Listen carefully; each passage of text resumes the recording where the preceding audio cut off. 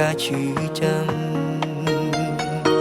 អូនបើដេសាច់សំដីធ្លុំស្ដាំហើយបងកុំឲ្យបងឈប់ស្នេហ៍មិនបានគិតដល់មនុស្សម្នាក់ធ្លាប់លើបងជាស្មុំជូនស្រងងៀងមេតើអូនអាចឈានជើងទៅរួចទេបើសិនគេស្រក់ទឹកភ្នែកអង្វរគិតរួចហើយមែនទេ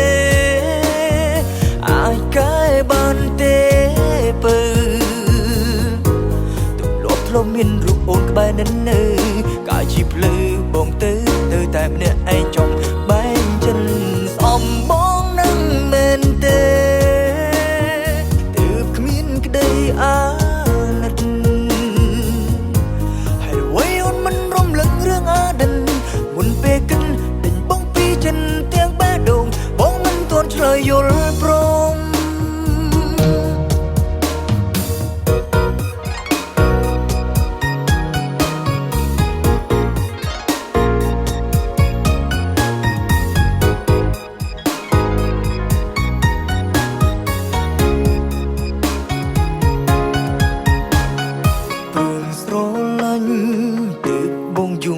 ព្រោះចិត្តមិនធន់នឹងការឈឺចាំអូនបើដេសាច់សំដីធ្លុំស្ដាំ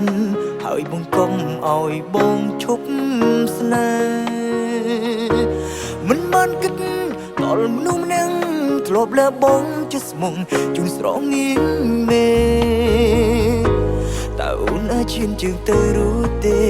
បើសិនគេស្រក់ទឹកភ្នែកអង្វរគិតរួចហើយមែនទេអាចកែបានទេបើ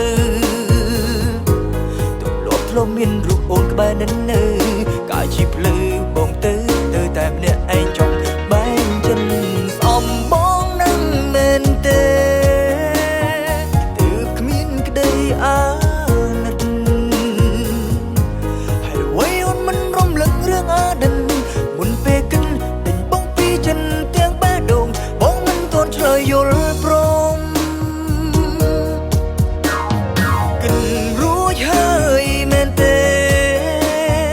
អាចកែបានទេបើ